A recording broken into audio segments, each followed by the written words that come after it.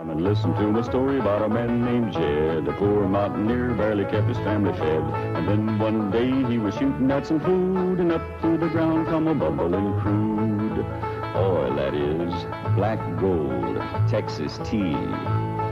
Well, the first thing you know, old Jed's a millionaire. The kinfolk said, Jed, move away from there. Said, California is the place you ought to be. So they loaded up the truck and they moved to Beverly Hills, that is, swimming pools, movie stars. The Beverly HillBillies.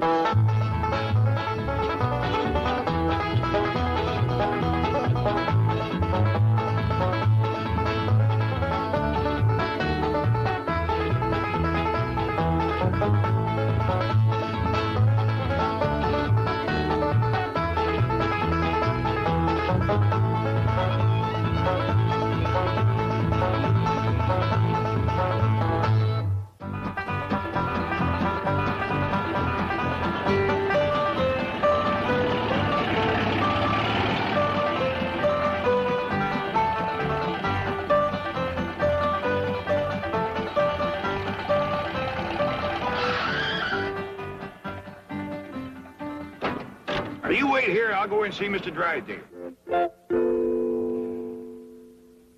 Letter to Mrs. Radner Fenwick. In reply to yours of the 10th, seeking capital for your contemplated housing development. Mrs. Fenwick is seeking capital with her millions? Well, she's too smart a businesswoman to take the whole risk herself. Excuse me, someone to see you. I told you no interruptions. I told you no interruptions. Sorry, Mr. Clampett, no interruptions. Clampett! Well, come in, come in. Well, I don't want to be no bother. Oh, it's always a pleasure to see you, Mr. Clampett. Coffee for Mr. Clampett. Coffee for Mr. Clampett. You help. Well, now, don't make no fuss over me. Oh, it's my privilege to make a fuss over you, Mr. Clampett. I was going over your account just this morning. And do you realize that now you have almost $40 million in my bank? Well, I reckon that money of mine is getting to be a powerful nuisance to you. What? Well, I'm obliged you for storing it here, but it seems to me like I ought to be paying you rent or something. Oh, no. I'm delighted to do it. That's mighty kind of you. Now, I've come to ask you another favor. More money to store? No. I'd like you to get me one of them airplane tickets to go back home. Oh, my pleasure. Home? Oh, you mean just for a little visit? Oh, it's more than that. Why, what's the matter? Did someone offend you? Was it my wife? Has she been shooting off her big Boston bazoo again? Mr. Drysdale, it wasn't that at all. Everybody's been surpassing good to us. Elly May is the reason I want to go back to the hills. Oh. Homesick, eh? Well, I tell you what. I'll have your cabin flown out here, log for log, and every tree and bush around it. And we'll put it in your backyard. Then we'll dig a creek, just like the one at home. And we'll stock the whole place with possum, raccoons, hound dogs, bobcats, and whatever Elly wants. She could just run wild. But that's what I moved out here to get Elly away from. I was hoping you folks would turn her into a lady. But I think she's getting worse. Coffee time! You're to blame for this. It was your responsibility to turn that wild girl into a lady, and you failed. What have you done now, you overdeveloped vixen? No, not her. I'm talking about Elly May Clampett. Oh, But wait, she- Mr. Drysdale. Miss Jean done the best she knowed how. Why, as a matter of fact, it was her that got Elly her first ball gown. That's true. By the way, I haven't seen that gown since. What happened to it? Oh, you sure was right. Oh, Huggins, you don't have to wear boys' clothes to have fun with boys. Hey, May, you promised me you wouldn't wrestle. I ain't been wrestling. And what have you been doing in your ball gown? Doing what I'm supposed to do, playing ball.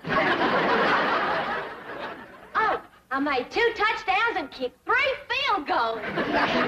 Granny gave that gown a good scrubbing with her lye soap and patched it, too.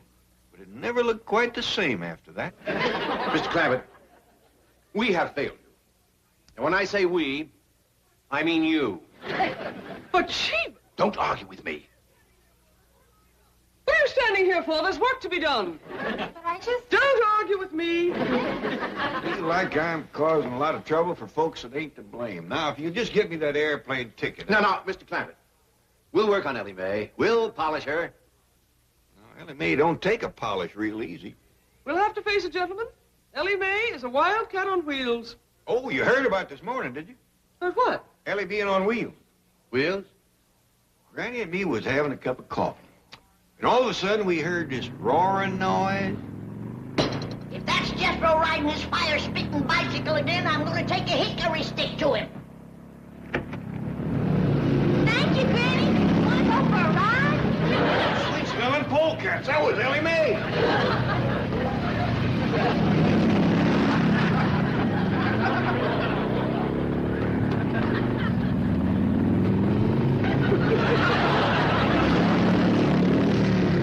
Shut that door, Jed. I'll cut through this way and snatch her off that contraption and paddle her with Jed. Granny, carry away! No, I won't!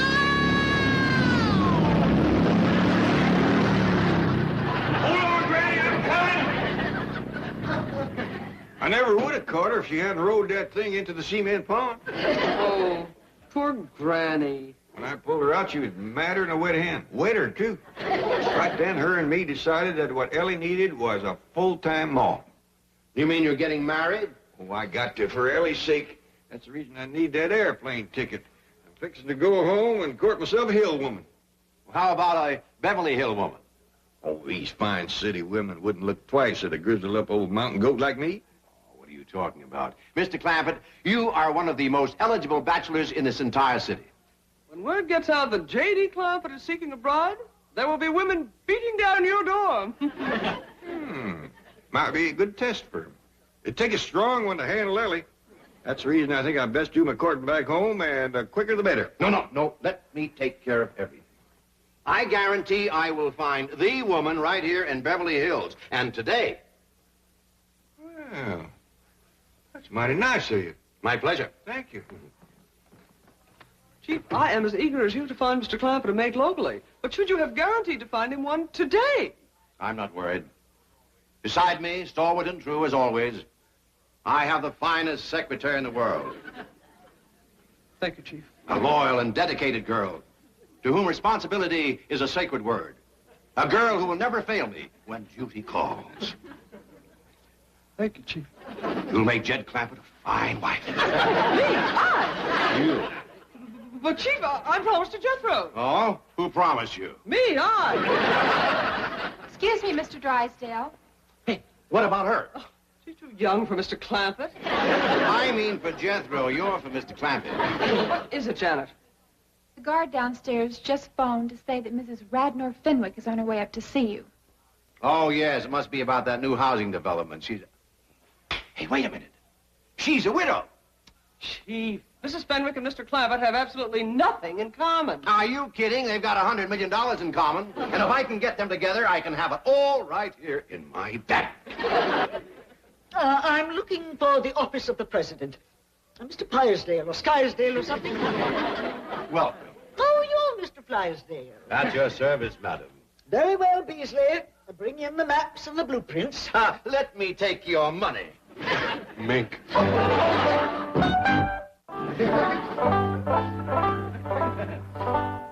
Howdy do, ma'am. My name is Jed Clampett, and Mr. Drysdale, my neighbor, said you're prime for a little courting. I brung the guitar, and if we can set in your porch swing out yonder, I'll take a crack at serenading you. Excuse me, ma'am. I ain't done no active serenading and courting in nigh on to 20 years.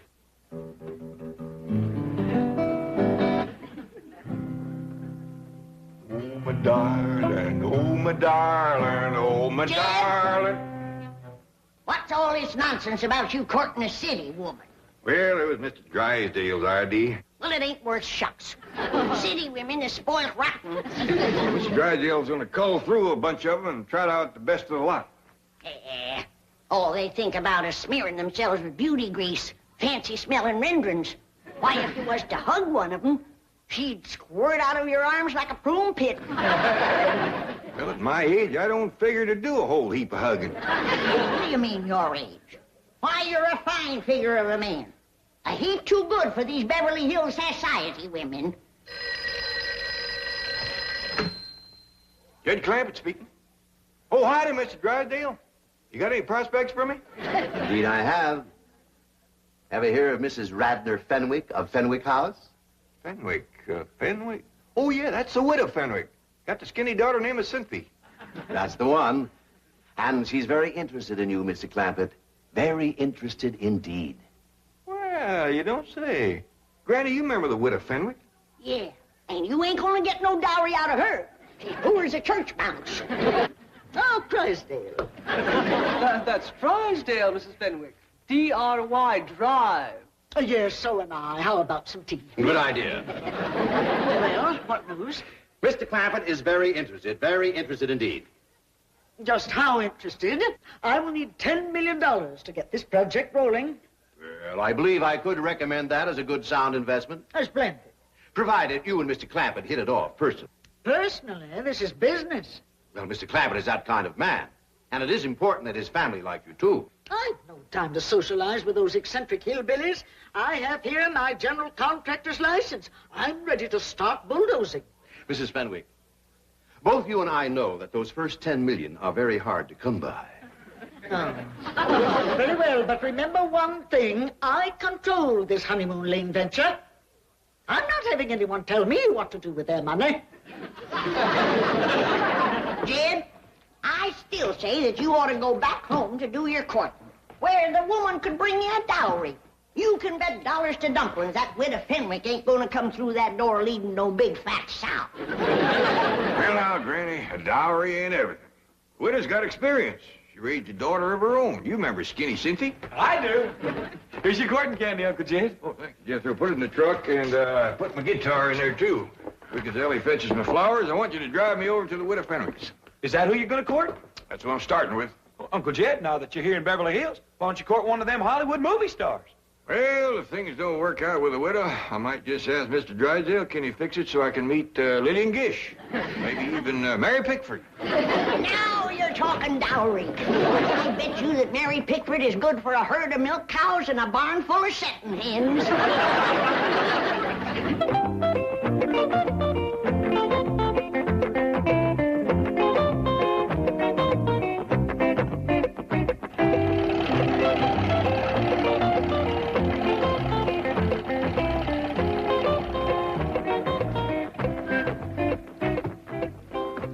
Like they still living in this little house. Still got the name on it, big as life. Yeah, poor but proud. Hey, Uncle Jed, I got an idea. How about me going inside with you and courting Cynthia while you court the widow? I don't hardly think there's room in that little house to do double courting, Jethro. I'll tell you what. You come in and say howdy, and then take Cynthia for a walk, leaving the widow and me alone. I like you, John. You want to do some sparking, huh? Widow Fenwick? Anybody home? Widow?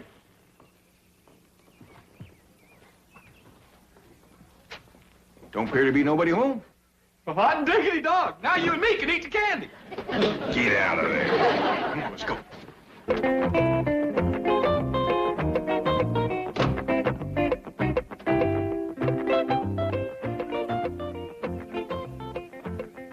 Do you wish the mink, madam? No. I think it's better psychology not to appear too affluent in front of these hill types. However, I will take blue chip. Oh, Helms always makes such a good impression. Wait in the car. I'll telephone if I need to. Very good, madam.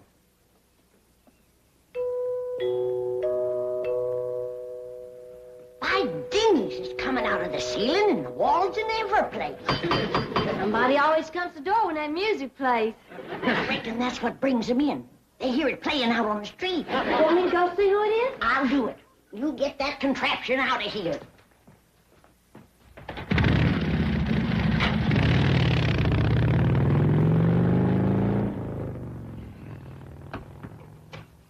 Well, Widow Fenwick, come in. How do you do? I see you managed to scrape up a dowry. Little lamb, ain't he? Oh, indeed he is. Well, he ain't much. But it shows your heart's in the right place. Come on out to the kitchen and we'll commence fattening him up. I'm fixing to court you them all.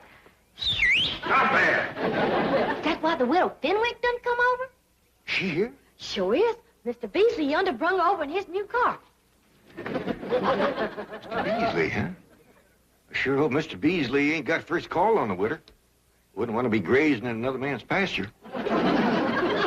Especially him being a soldier in uniform. Oh, splendid you've returned. Howdy, widder. I reckon I was at your place when you was coming over here. Well, we're together at last, and now we can make up for lost time. May, why don't you go out back and see if your granny needs some help? Sure, Pa. Well, widder, seeing as we ain't at your house and we's over here, you mind stepping into my parlor? The sooner we get down to business, the better. Sure don't beat around the bush, man. Mr. Camp, may I ask you a question? Yes, ma'am? Your banker tells me you're worth $40 million. Well, that's what I hear, give or take a few million. Why do you drive around in that truck and dress as you do and eat grits and hog jowls? Well, the way I look at it, widder, if you got it, spend it.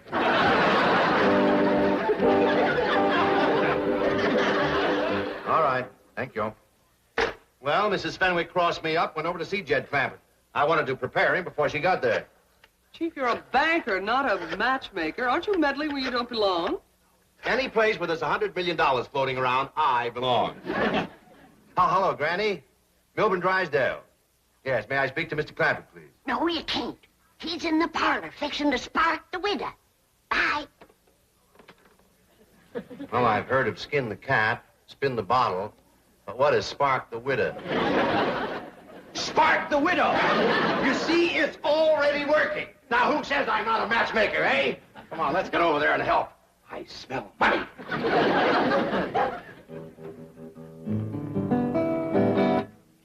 Now, Mr. Clampett, what are you doing? Can't we get to my proposal? well, ma'am, I kind of like to tune up, sing you a song or two first, kind of get you in the mood. I'm in the mood. Sorry, but I ain't. When I go to court, I always like to build up to it gradually. But you're not going to court. I ain't? No, there's no need for that. Once we reach an agreement, my lawyer can handle everything. Don't that kind of take the fun out of it? Mr. Clampett, I am not in this for fun. Now, look, I'll put my cards right on the table. You are the man I would like to have come with me into Honeymoon Lane. Well, thank you, ma'am. That's mighty flattering to an old goat like me. Nonsense, you have what I'm looking for. So now, what is it? Yes or no? You kind of got me pushed into a corner, widder. I thought I was going to be the one to do the asking, not the answering. Well, ask away. I have nothing to hide. What are you in doubt about? Your banker likes what I have to offer. Dun & Bradstreet have given me their highest rating. And the city engineer has approved my construction. Ma'am, I ain't doubting them, but them's things a man kind of likes to find out for himself. Clampett, I'm sorry to rush you, but time is money to me. There are several very wealthy men in this town that would jump at my proposal like that. But I like you. Now, I have the license, and I have the heavy equipment. Yeah, I reckon you do. All right, then, if you'll just answer yes, we can get started on Honeymoon Lane today. Now, what do you say? Widder, ain't you being a mite pushy? You're darn tootin' she is. And if she's this pushy, flat busted broke, thinks what she'll be when she gets her hands on your money. Did I hear you use the term broke in referring to me? I did. You might be as proud as a peacock, but you're as poor as Job's turkey, and you know it. My dear, quaint little woman, I am Mrs. Radnor Fenwick of Fenwick House. That home alone cost me $3 million. For that little place? Widder, you got slicker. Look out! I can't stop! Elly May, you have done ruined that door. I told you to leave that thing out in the shed. No, you didn't, Pa. You just told Jethro to put it there. Widder, I know you ain't one to beat around the bush, and I'm going to speak plain myself. That young'un of mine's going to take a heap of taming. Are you willing?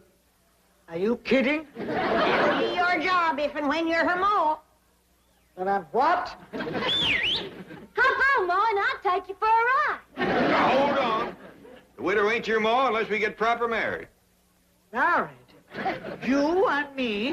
Well, I don't hardly think we can get to honeymoon lane without it. Mr. Clampett, I once said I would do anything for enough money. And I'll retract that statement. What you meant by that?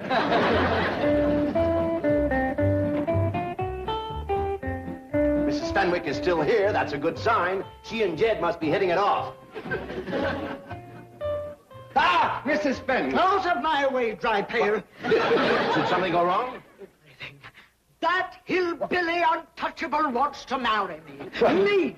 You can't blame him, Mrs. Fenwick. You're a ravishingly beautiful, devastatingly seductive woman. You are intoxicated. Just a minute, Widow Fenwick.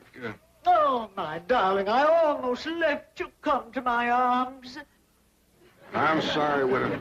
I just don't think we'd hit it off. Here's your dowry back. Widow Fenwick, sometimes the happiness we're looking for is right in our own backyard. Now you take Mr. Beasley there. Oh, thank you, I shall. Quickly, Beasley, take me home. Oh, it's just all so confusing. Kind of a skimpy dowry, but don't set too much store by that. How long you been in the service? 15 years, sir. That long, huh? Well, maybe now with a good woman behind you, you'll soon have some stripes on them sleeves. World of happiness to the both of you.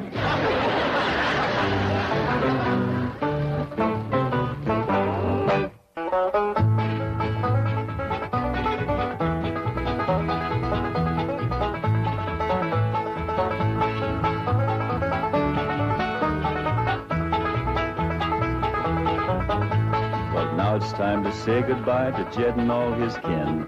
They would like to thank you folks for kindly dropping in. You're all invited back next week to this locality to have a heaping helping of their hospitality. Hillbilly, that is. Set a spell. Take your shoes off. You all come back now. Here. This has been a Filmways presentation.